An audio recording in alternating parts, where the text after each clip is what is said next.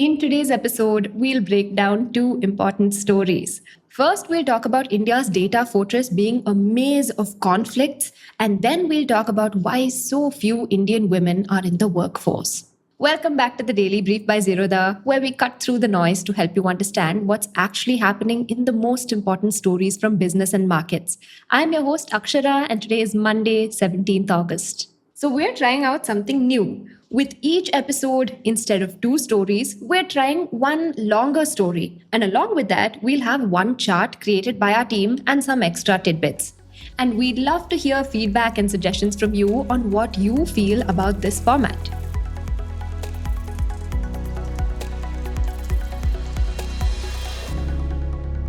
Coming to the first story. 3 weeks ago, the Department of Telecommunications notified a set of new rules.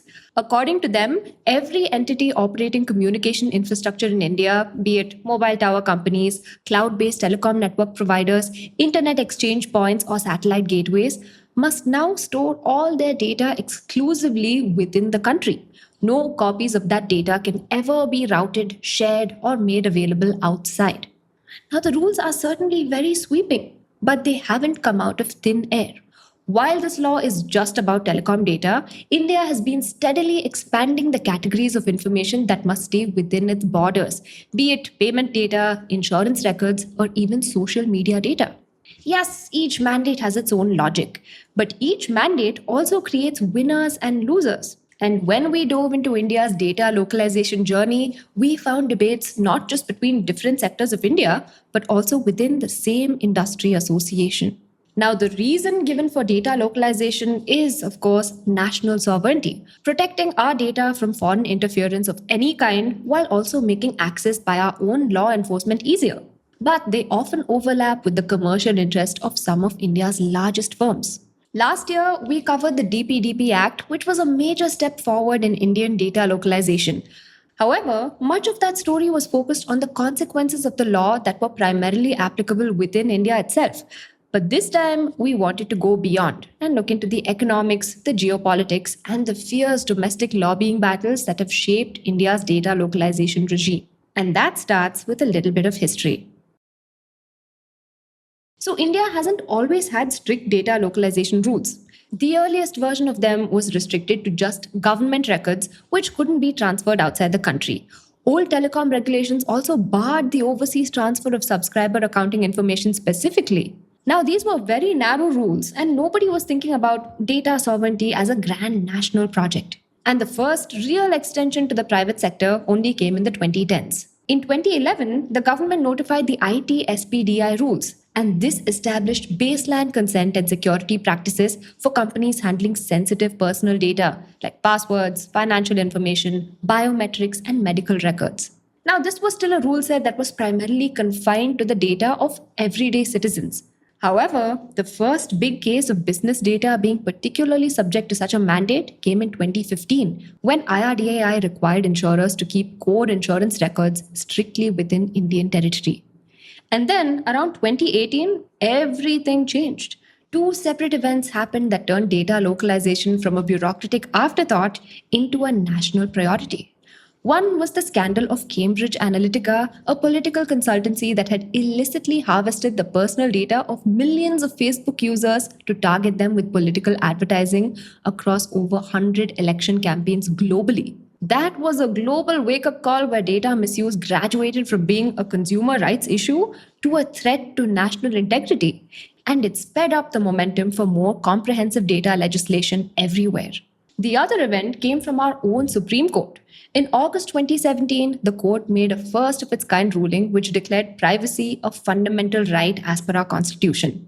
That ruling commanded the government to establish a comprehensive data protection regime. And directly inspired from this ruling, in 2018, the Committee of Justice B.N. Sri Krishna released a landmark report alongside a draft personal data protection bill. So this bill proposed India's first economy-wide framework. One of its key mandates was that at least one live copy of all personal and sensitive data had to be stored on a data server inside India. It also contained rules for the cross-border transfer of other non-critical personal data. But the bigger bombshell on data localization came not from our judiciary, but our banking system. That same year, the RBI mandated all payment system operators to store transaction and financial data exclusively in systems located within India. And companies had 6 months to comply. This was the first major sector wide localization rule with global economic consequences. And from that point, the trajectory was set. The Shri Krishna Committee Bill went through multiple iterations in 2019 and 2021 before finally being passed as the DPDP Act in August 2023. And as we had covered earlier, the draft rules released in January 2025 tightened the screws further. And then came the July 2026 telecom rules. Now, India's localization push has created real friction with the world's two largest regulatory blocs, the United States and the European Union, and with them, the multinational companies that operate across all three jurisdictions. So, for the US, India's data borders, particularly the rules around payment data, are officially a trade barrier. American lobby groups representing Amazon, Microsoft, American Express, and others have pushed hard against the mandates, arguing that forcing companies to build redundant local data centers is economically inefficient and prevents Indian businesses themselves from accessing the best global services. But America's objections carry a certain irony. They have their own share of exacting data sovereignty rules. For instance, in the event of a crime, the US Cloud Act allows American law enforcement to compel US regulated companies to hand over data regardless of where that data is physically stored in the world. So even if an Indian citizen's personal data sits on a server in Mumbai, the US government can legally access it as long as an American company controls it. In this case, physical localization doesn't actually stop foreign surveillance if the controlling entity is foreign. Meanwhile, the US Stored Communications Act runs in the opposite direction. It prohibits American tech firms from sharing user content data with foreign governments. So one can read this as being complementary to the Cloud Act for the purpose of prioritizing American interests. But Europe's friction with India is less trade related. Europe's GDPR is privacy first rather than geography first, so it allows data to flow freely to any country that meets its adequacy standards rather than mandating where the physical server must sit. In fact, European tech bodies argue that India's obsession with physical residency is an outdated approach because centralizing a nation's sensitive data within a single geography can create high value targets for cyber attacks. And it's well known that big tech firms like Google and Amazon have lobbied against GDPR. So there's also an awkward diplomatic mismatch. During India-EU trade negotiations in the early 2010s, India demanded the EU relax its restrictions on transferring European citizens' personal data to India. And this was to make things easier for the Indian IT industry, which has many European clients. However, pushing for strict domestic data borders at home while lobbying for looser rules abroad is a tough position to maintain. This friction continued well into 2026 when the landmark India-EU Free Trade Agreement, which was finally signed, deferred the issue of cross-border data flows. And nowhere was the clash between India's localization mandates and foreign commercial interests more dramatic than in the payment sector. So in 2018, when the RBI forced all payment data to stay within India, global card networks were caught off guard.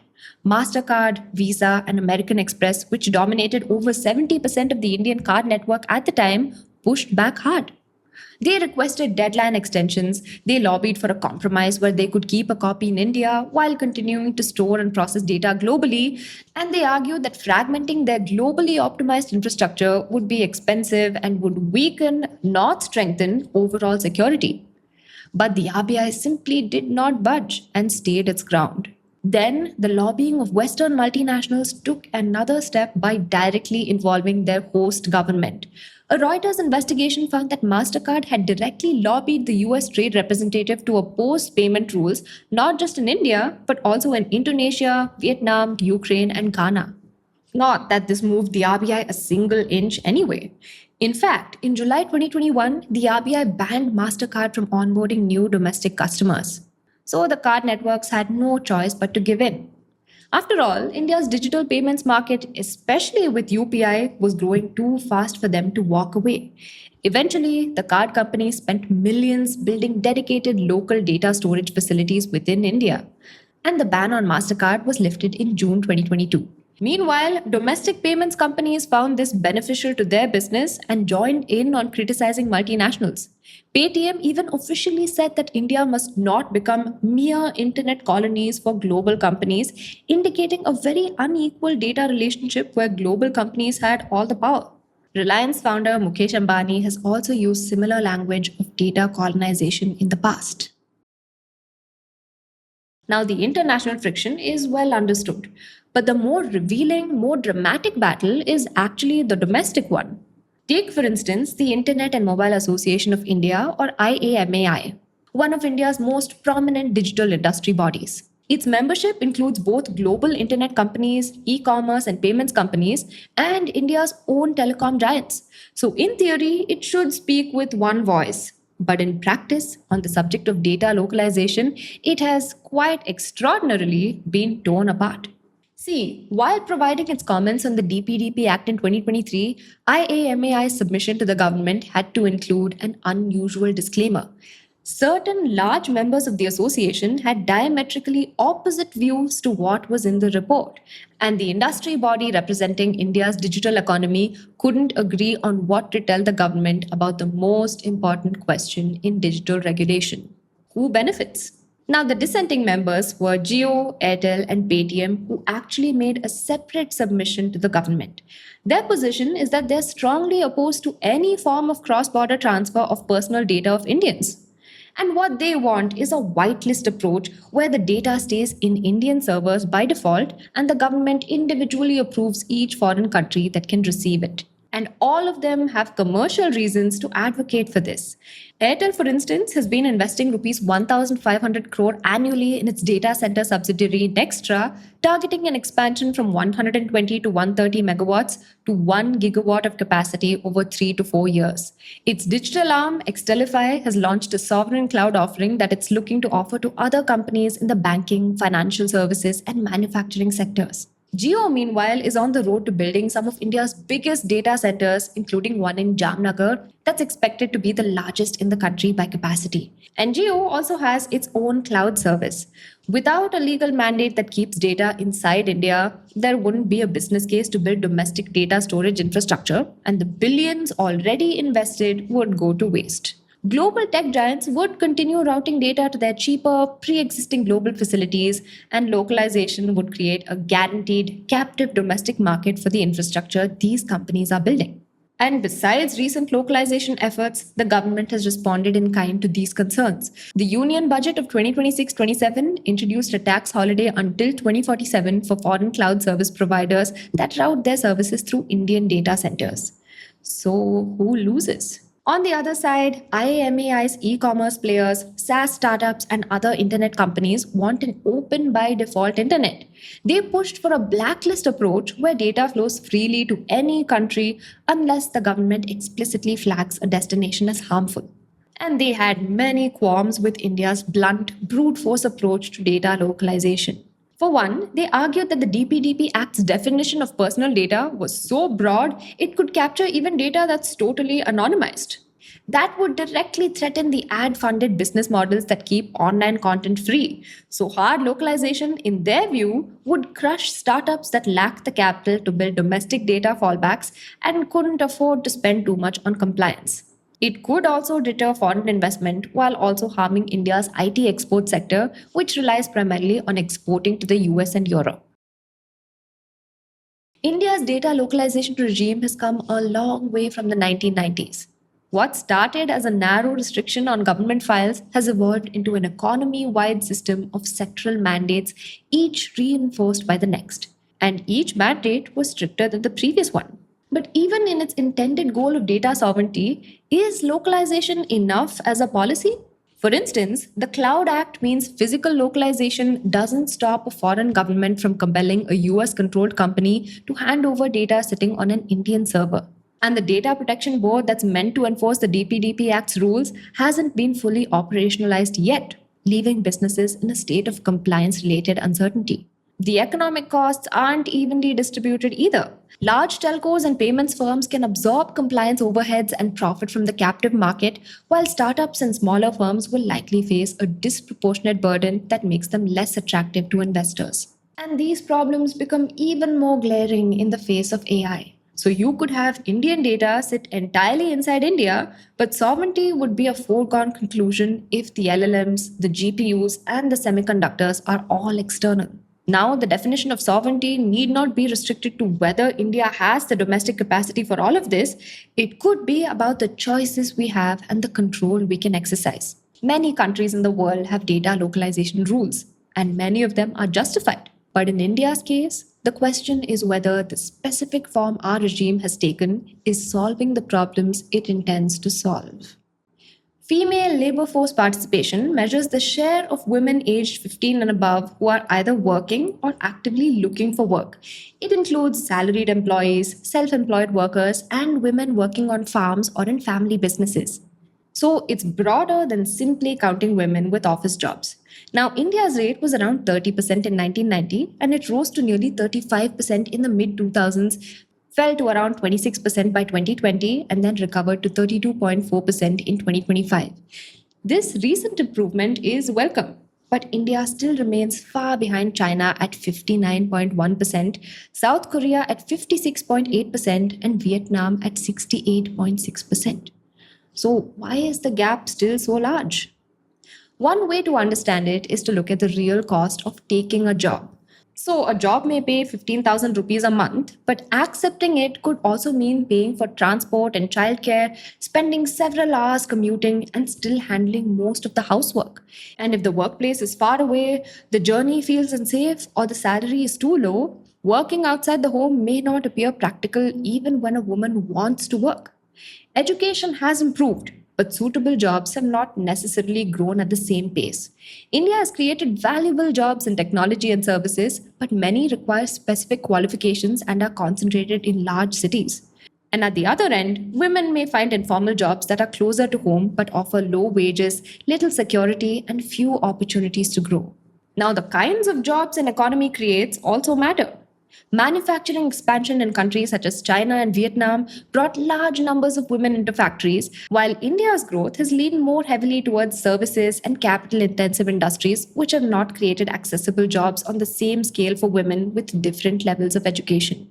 And there's also a measurement problem.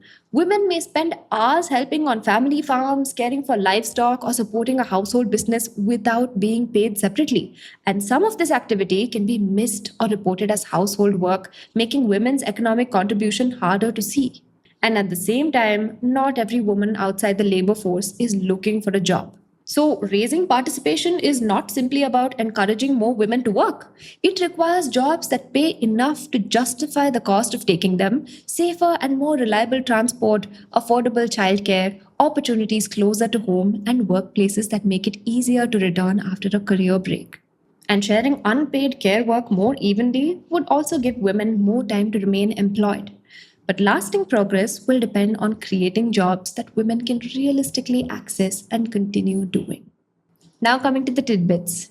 Mines Minister G. Kishan Reddy clarified that the MMDR Amendment Bill limits state levies on major minerals while keeping state powers over 49 minor minerals intact. However, several states argued the central restrictions on mineral bearing land levies still intrude on state powers. Coming to the next tidbit. Fintech startup Navi has reportedly tapped banks including JP Morgan and Goldman Sachs for a planned IPO seeking to raise about $315 million through a primary share sale. While targeting a filing by December at a valuation up to $2 billion, discussions remain private and deal terms may change. Coming to the next tidbit. A government panel is weighing health insurance proposals in India, including benchmark treatment rates and an expanded national health claims exchange. The proposed measures aim to improve pricing transparency and curb fraud amid approximately 12 to 14% annual medical inflation. Coming to the next tidbit. US rules extending an existing $4,000 H-1B fee to certain visa extensions are adding millions in potential costs for large employers. The move reinforces Indian IT firms' ongoing shift toward hiring local US talent and expanding offshore delivery models. Coming to the next tidbit. Larsen & Toubro has secured a mega order touted at Rs 10,000 to Rs 15,000 crore to deploy 10,000 NVIDIA B300 GPUs for Together AI at its Chennai campus. The facility will be India's largest single cluster AI infrastructure within a gigawatt scale data center site. Coming to the next tidbit. India's edible oil imports fell by 8% year on year to 14.81 lakh tons in July, with crude edible oils rising to 96% of the import basket. The shift was primarily driven by higher crude palm oil imports as refined oil imports dropped significantly. Coming to the next tidbit. Defense PSU India Optel Limited has officially entered the commercial market with its indigenous Garud high-resolution binoculars, which are weather-resistant and offer 8-fold magnification. The company has leveraged its defense-grade optical expertise for civilian outdoor use. Coming to the final tidbit. Motilal Oswal Group has committed Rs 1,500 crore via compulsorily convertible debentures to Inox Clean Energy, with Rs 1,000 crore already deployed. The funding will support inorganic expansion and strategic acquisitions across Inox GFL Group's renewable platform. That's all the news I have for you. Thank you so much for watching and see you in the next one. Disclaimer: this content is for informational purposes only. None of the stocks, brands, or products mentioned are recommendations or endorsements.